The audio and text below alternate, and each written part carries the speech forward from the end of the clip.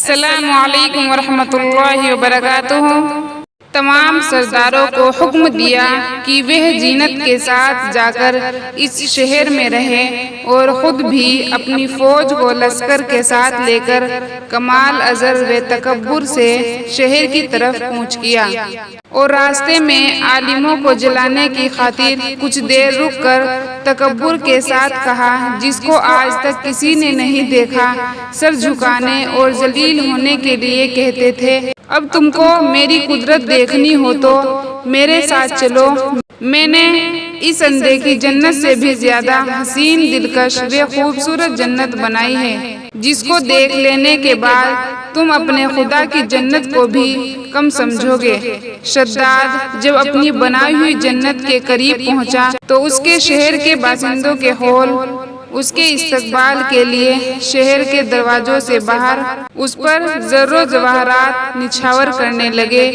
اسی ناز و ادا سے چلتے ہوئے جب شہر کے دروازے پر پہنچا تو روایت ہے کہ ابھی اس نے گھوڑے کی رکاب سے پاؤں نکال کر چوکھٹ پر رکھا ہی تھا کہ اس نے پہلے ہی وہاں ایک اجنبی شخص کو کھڑے ہوئے دیکھا۔ اس نے پوچھا، کون ہے تو؟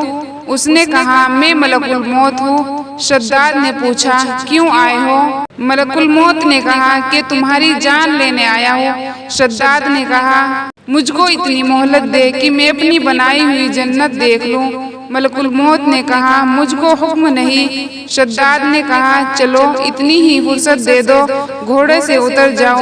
جواب ملا، اس کی بھی اجازت نہیں۔ شداد کا ابھی ایک پاؤں رکاب میں اور دوسرا چوکھٹ پر ہی تھا کہ ملک الموت نے اس کی روح قبض کر لی۔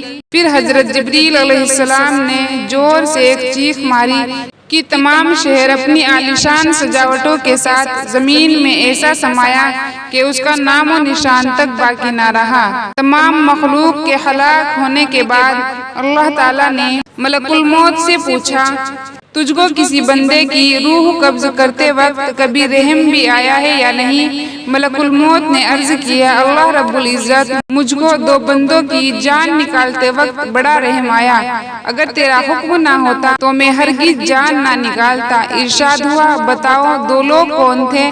عرض کیا، ایک تو وہ بچہ تھا جو نیا پیدا ہوا تھا، مجھے حکم تھا کہ اس کی ماں کی روح قبض کر لی جائے، اور بچہ بھوکا پیاسا اپنی ماں کے دودھ کے لیے ترس رہا تھا، اور دوسرا ایک بادشاہ تھا جس نے اپنے شہر کو ایسا بنایا کہ ایسا شہر دنیا میں کہیں نہیں تھا۔ اللہ تعالیٰ نے فرمایا، اسرائیل، تمہیں ایک ہی شخص پر دو بار رحم آیا ہے، کیونکہ یہ بادشاہ وہی بچہ تھا جس کو ہم نے بغیر مانگے، بنا کسی سہارے کے سمندر کی تیز لہروں سے بھی محفوظ رکھا اور اس کو بلندیوں پر پہنچایا، اور جب یہ اس بلندیوں پر پہنچا تو ہماری تابعداری سے منہ موڑ کر اور تکبر کرنے لگا، اور آخر کار اپنی سزا کو پہنچا۔